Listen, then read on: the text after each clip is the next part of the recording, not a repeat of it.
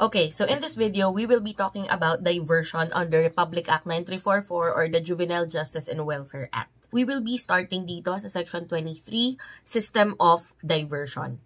So, children in conflict with the law shall undergo diversion programs without undergoing court proceedings subject to the conditions herein provided. First one is where the imposable penalty of the crime committed is not more than 6 years of imprisonment. The law enforcement officer or punong barangay with the assistance of the local social welfare and development officer or other members of the LCPC shall conduct mediation, family conferencing, and conciliation, and where appropriate, adopt indigenous modes of conflict resolution in accordance with the best interest of the child with a view to accomplishing the objectives of restorative justice and the formulation of a diversion program. The child and his or her family shall be present in these activities. So basically, ang sinasabi lang dito is that kapag ang isang offense na nagawa ng isang bata o ng isang CICL is more than 6 years of imprisonment ang imposable penalty, mag-undergo siya ng diversion. So, ang magte-take charge dito, kumbaga, ay ang law enforcement officer here in the Philippines, that is the Philippine National Police. Pwede rin naman ang punong barangay o si kapitan sa inyong barangay. Ang local social welfare and development officer ninyo, yung kung sa municipality, MSWDO, and then kung city yan, yung inyong CSWDO. And then other members of the LCPC. Tapos, ano raw ang gagawin? Madaming pwedeng mediation, family conferencing, conciliation, and kapag appropriate daw, kapag may pagkakataon or kapag merong ganitong option doon sa lugar ninyo, pwede kayong gumamit ng indigenous modes of conflict resolution. So, depende na yan sa kung ano ang pinakamainam na i-apply doon sa bata. Of course, we have to remember, it should always be in the best interest of the child. Kung ano yung i-apply natin na paraan ng pagko-correct doon sa bata. Of course, ang gusto nating ma-achieve talaga is restorative justice dahil gusto nating maibalik yung dignidad, yung integridad ng bata dahil kahit na offender siya, bata pa rin siya. And then another one is in victimless crimes where the imposable penalty is not more than 6 years of imprisonment, the local social welfare and development officer shall meet with the child and his or her parents or guardians for the development of the appropriate diversion and rehabilitation program in coordination with the BCPC. So pag sinabi nating victimless crime, from the term itself, victimless. Yung offense na nagawa niya, walang actual victim na napahama o na na-injure. Kumbaga, ang offense na yon ay napahamak lang niya yung sarili niya. And then, where the imposable penalty for the crime committed exceeds 6 years of imprisonment, diversion measures may be resorted to only by the court. So, again, kapag not more than 6 years, yung mga nabanggit nating officials ang mag-take charge doon sa case. And kapag more than 6 years na ang imprisonment doon sa offense na nakomit ng isang bata, then the court will take charge. Okay.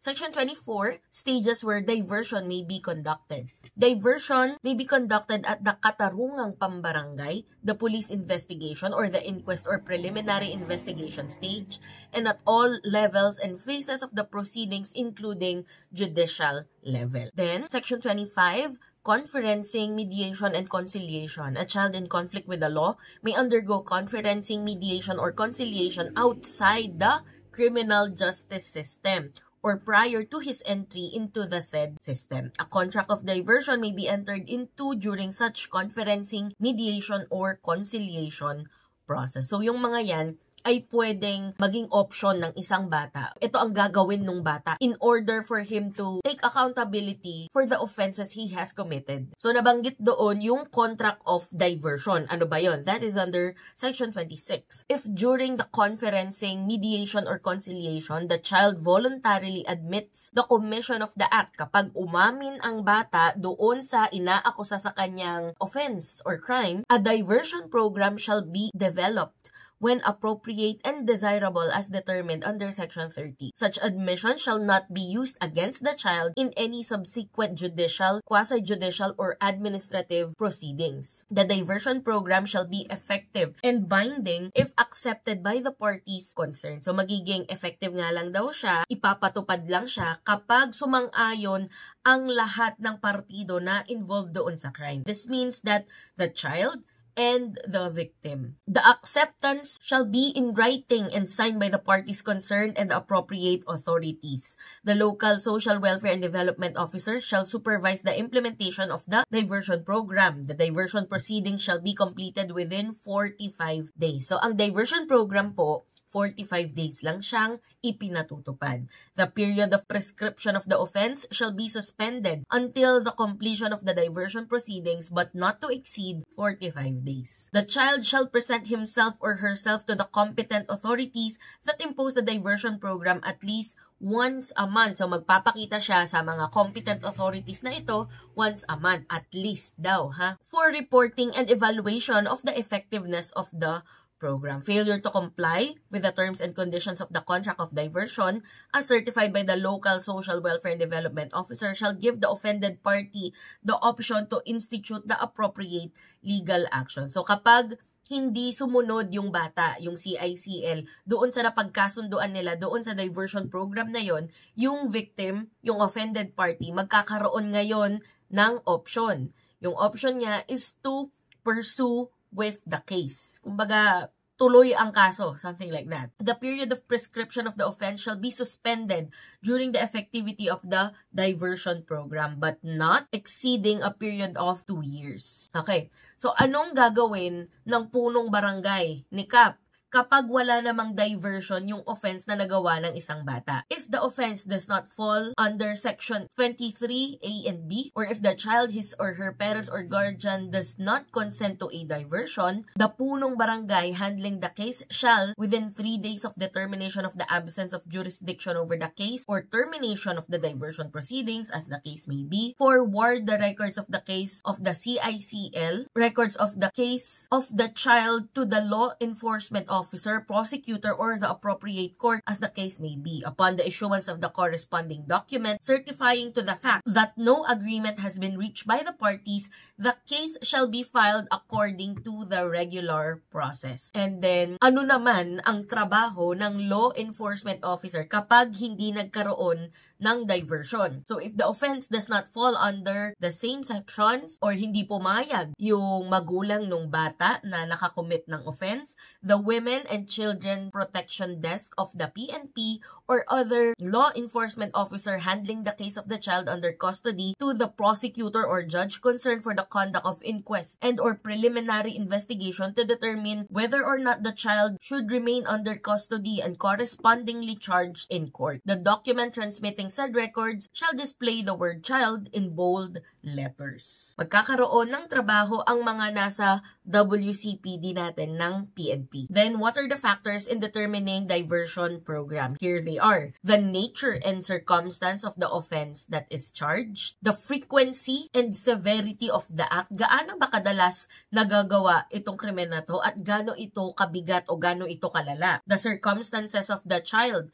yung kanyang age, maturity, intelligence. So, it would depend. Baka naman sobrang bata niya pa. Baka naman 5 years old pa lang siya, nagnakaw siya. Iba ang magiging trato kaysa doon sa 17 years old na nagnakaw. The influence of the family and environment on the growth of the child. Iko-consider din yan kung saan lumaki ang bata or papaano lumaki ang bata. The reparation of injury to the victim, the weight of evidence against the child, the safety of the community, and of course, ang pinakamahalaga, the best interest of the child. Ano yung pinakamainam para doon sa bata kahit pa na nakagawa siya ng offense. So, papaano fino-formulate ang diversion program? The individual characteristics and the peculiar circumstances of the child in conflict with the law shall be used to formulate an individualized treatment. So, take note of the term individualized treatment. Yung bata ay gagamutin, kaya nga siya treatment, sa paraan na ito ay specific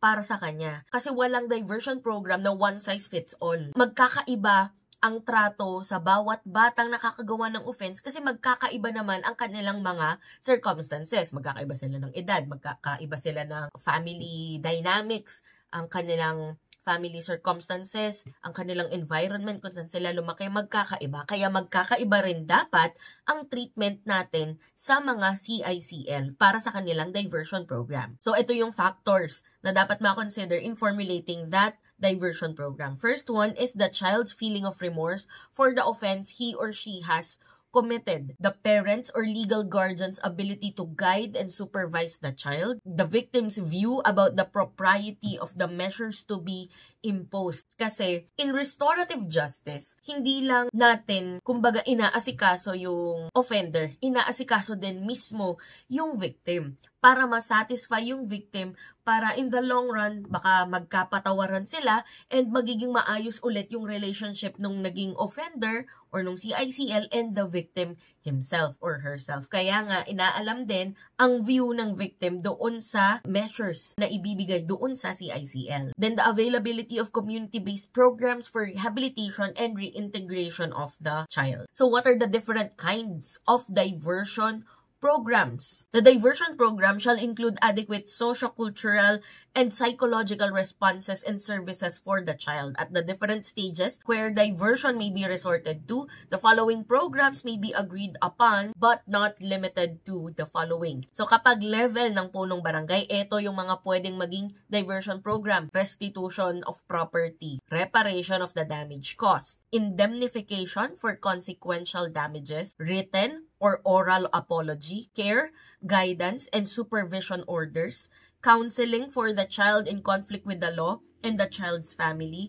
attendance in training, seminars, and lectures on anger management skills, problem solving and or conflict resolution skills, values formation, other skills which will aid the child in dealing with situations which can lead to repetition of the offense. And then participation in available community-based programs, including community service, or participation in education, vocation, and life skills programs. Yung mga yon ay, again, sa level ng punong barangay or ng barangay.